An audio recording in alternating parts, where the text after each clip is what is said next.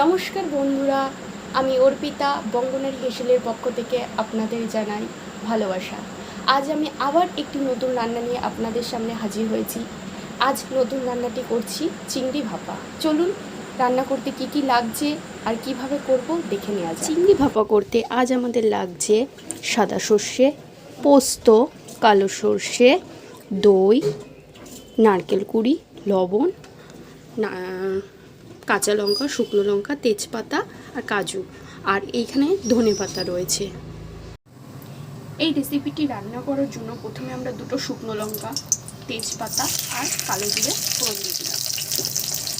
তেল গরম, সর্ষে পাতাটা দিয়ে দিলাম, সর্ষে বাটা দিলাম,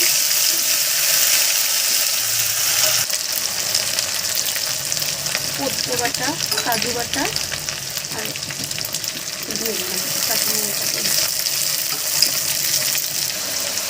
এর মধ্যে সামান্য একটু জল দিয়ে দিলাম, পরিমাণ মতন লবণ দিয়ে দিলাম, দিয়ে দিলাম হলুদ দিয়ে দিলাম। এর মধ্যে পরিমাণ মতো লঙ্কার গুঁড়ো, হলুদ গুঁড়ো, লবণ দিয়ে দিলাম। এরপর যে নারকেলটি নিয়েছিলাম সেটি থেকে আমি নারকেলের দুধ বার করে নিয়ে এর মধ্যে রান্নাটির মধ্যে দিয়ে দেবো। এই মশলাটি থেকে সম্পূর্ণ তেল বেরানোর পর আমি এর মধ্যে একটু গরম জল অ্যাড করছি।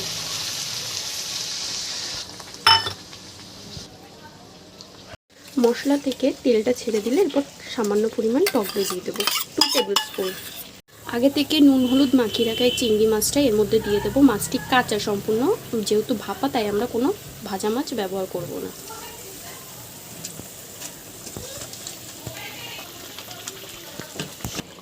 এরপর মাছটিকে ভাপাতে দেওয়ার জন্য আমরা মাছ ঢেকে দিলাম। 5 মিনিট গ্যাসের ফ্লেমটা হাই রেখে তারপরে 5 মিনিট লো রেখে স্টিমটা করেছি। এরপর আমি ঢাকনাটা খুলছি। দেখুন টোটাল 10 মিনিট।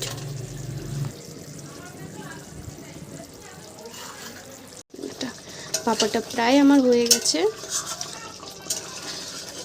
দেখুন মাছগুলো খুব ভালোভাবে কিন্তু হয়ে গেছে।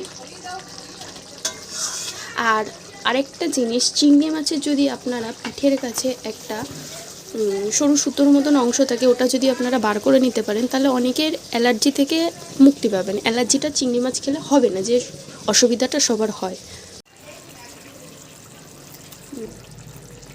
চিংড়ি ভাপাটা হয়ে আসলে আমরা নামানোর আগে একটু ধনেপাতা দিয়ে দিলাম। সম্পূর্ণ হয়ে গেছে, এবার তুলে ফেলব।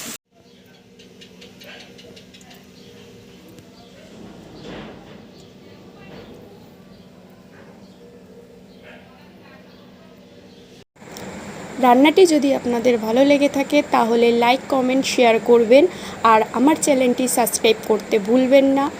এতক্ষণ ধরে পাশে থাকার জন্য আপনাদের সবাইকে অসংখ্য ধন্যবাদ জানাই।